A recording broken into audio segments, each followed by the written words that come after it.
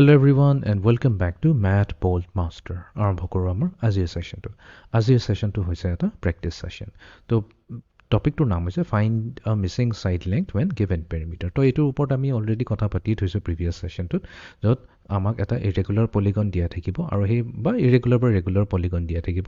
তাৰে কেইটামান সাইডছ দিয়া থাকিব আৰু কেইটামান মিছিং থাকিব। বাট সেই গোটেই ফিগাৰটোৰ পেৰিমিটাৰটো দিয়া থাকিব। এই ইনফৰমেশ্যনটো ইউজ কৰি পেলাই আমি সেই মিছিং ছাইডৰ লেংথটো কেলকুলেট কৰি উলিয়াব পাৰোঁ। তো তাৰে ওপৰতে আমি কেইটামান প্ৰেক্টিছ প্ৰব্লেম ছল্ভ কৰিম আৰু আমাৰ কনচেপ্টটো আৰু ভালদৰে ক্লিয়াৰ হৈ যাব। So' let us begin. First question, the perimeter of the figure is 38 centimetre. তো তাৰমানে ইয়াতে এটা ফিগাৰ দিছে, এই ফিগাৰটোৰ পেৰিমিটাৰ দিয়া হৈছে 38 চেণ্টিমিটাৰ। আমাক সুধিছে what is the length of the Mising side. এই মিছিং ছাইডটোৰ লেংথ কি হ'ব? ভেৰি চিম্পল, আমি কি কৰিম, প্ৰথমতে গোটেইকেইটা ছাইড যিকেইটা দিয়া আছে এড কৰি দিম। তো 4 লওঁ আমি, 4 প্লাছ তাৰপিছত এই ছাইডটো ল'ম 6, তাৰপিছত এই ছাইডটোক ল'ম যোনটো হৈছে 5, প্লাছ এই ছাইডটো আমি নেজানো, তো এইটো আমি ডেছ দি থ'লোঁ, প্লাছ এইফালে আছে আমাৰ 9 চেণ্টিমিটাৰ, প্লাছ তাৰপিছত আছে আমাৰ 10 চেণ্টিমিটাৰ, তাৰপিছতটো কমপ্লিট হৈ গ'ল বিকজ আমি 4ৰ পৰা আৰম্ভ কৰিছিলোঁ। তো এইটো দিয়া হৈছে ইকুৱেলছ টু এই টোটেল পেৰিমিটাৰ দিয়া হৈছে 38 চেণ্টিমিটাৰ। ঠিক আছে, এতিয়া আমি কাম কৰোঁ, এই যিকেইটা আমাৰ ভেলু দিয়া আছে সেইখিনিক আমি এড কৰি দিওঁ। তো 6 প্লাছ 4 হৈ যাব আমাৰ 10, 10 প্লাছ 5 হৈ গ'ল আমাৰ 15, 15 প্লাছ 10 হৈ গ'ল আমাৰ 25, 25 প্লাছ 9 হৈ গ'ল আমাৰ 34। তাৰমানে 34 প্লাছ ডেছ ইকুৱেলছ টু 38 আছে। এতিয়া 38ৰ লগত কি এড কৰিম, চাচ ডেট 34ৰ লগত কি এড কৰিলে 38 আহি যাব? জানো, সেইটো 4 হয় চিম্পলি। 4ৰ লগত যদি আমি এড কৰি দিওঁ 4 প্লাছ 4 হৈ যায় ইকুৱেলছ টু 38। তো তাৰমানে এই মিছিং ছাইডটো কি হৈ যাব লাগে, 4 চেণ্টিমিটাৰ। তো আমি কি কৰিম ইয়াতে, যেহেতু আমাক সুধিছে what is the length of the Mising side, আমি ক'ম এইটো হৈছে 4 চেণ্টিমিটাৰ। ঠিক আছে, এতিয়া আমি যাওঁ next কুৱেশ্যনলৈ। The regular octagon below has a perimeter of 80 meter. What is the length of one side of the octagon? তো এতিয়া অক্টাগন দিছে, অক্টাগন হৈছে এনেকুৱা এটা পলিগন আৰু এইটো ৰেগুলাৰ হয়, তাৰমানে গোটেইকেইটা ছাইড ইকুৱেল। অক্টাগন মানে হৈছে 8টা ইয়াৰ ছাইড থাকিব। তো কেলকুলেট কৰি ল'লে হ'ল 1 2 3 4 5 6 7 8 আৰু গোটেইকেইটা ছাইড ইকুৱেল হ'ব বিকজ ইয়াতে ৱৰ্ডটো ইউজ কৰিছে ৰেগুলাৰ। ৰেগুলাৰ মানে গোটেইকেইটা ছাইড ইকুৱেল। এতিয়া আমাক সুধিছে what is the length of one side of the octagon. এটা ছাইড কিমান হ'ব, তাৰমানে এই ছাইডটোৰ লেংথ কিমান হ'ব সেইটো সুধিছে। ইমান বেছি প্ৰব্লেম নাই, আমি জানো যিহেতু 8টা ছাইড আছে, তো আমি ক'ব পাৰোঁ যে 8টা ছাইড আছে, 8ৰ লগত এটা ছাইডক যদি মাল্টিপ্লাই কৰি দিওঁ, এইটো ছাইডছ হৈ গৈছে। ঠিক আছে, 8 ছাইডছ, 8 ছাইডছ মাল্টিপ্লাই কৰিলোঁ এটা ছাইডৰ লেংথৰ লগত, এইটো আমাৰ মিটাৰ হৈ গ'ল।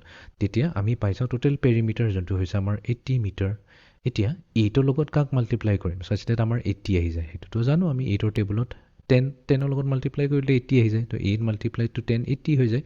তো তাৰ মানে এটাৰ লেংথ হৈ যাব আমাৰ 10 মিটাৰ। তো গোটেইকেইটা 10 10 10 আছে, তো আমি 10 10 10 কৰি যদি এড কৰি দিওঁ 8 টাইমছ, তেনেহ'লে আমি পাই যাম 80 মিটাৰ, যোনটো হৈ যায় পেৰিমিটাৰ। তো ইয়াতে আমি ক'ব লাগিব আমাৰ লেংথ অফ ওৱান ছাইড হৈছে 10 মিটাৰ্ছ।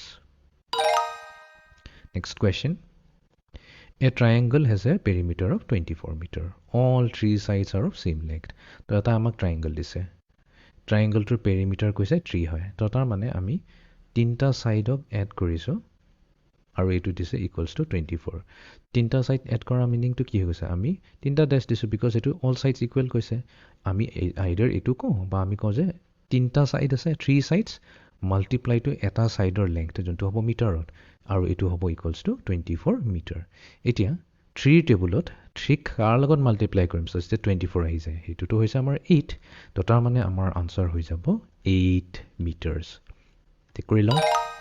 অ'কে, এতিয়া আমি যাওঁ নেক্সট কুৱেশ্যনটোলৈ।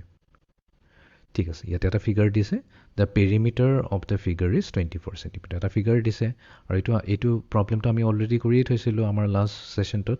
তো আমি আকৌ এবাৰ এইটো কেলকুলেট কৰিলোঁ, আমি ইজিলি ক'ব পাৰিম। তো পেৰিমিটাৰ দি থৈছে 24 চেণ্টিমিটাৰ। এই মিছিং ছাইডটো কি হয় এইটো আমাক সুধিছে। তো আমি কি কৰিম, গোটেইখিনি এড কৰি দিম।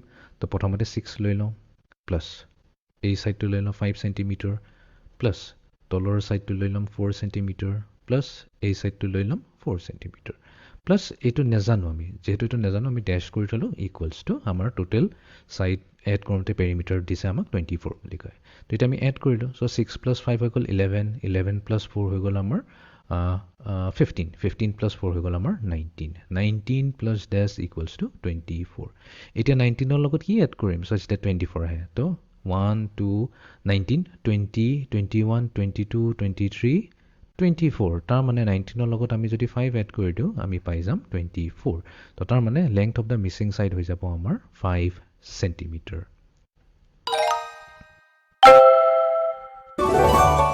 তো এইটো আছিল আমাৰ আজিৰ প্ৰেক্টিছ সেশনটো find a missing side length when a given perimeter তো আমাক পেৰিমিটাৰটো দিয়া গৈছিল গুটিকিটা সাইডৰে কেইটামান সাইড দিয়া হৈছিল আৰু এটা দুটা সাইড মিছিং হৈ আছিল তো আমি ইজিলি সাইডটো উলিয়াই লৈছো তো এইটো আছিল আমাৰ আজিৰ সেশনটো so see you in the next session thank you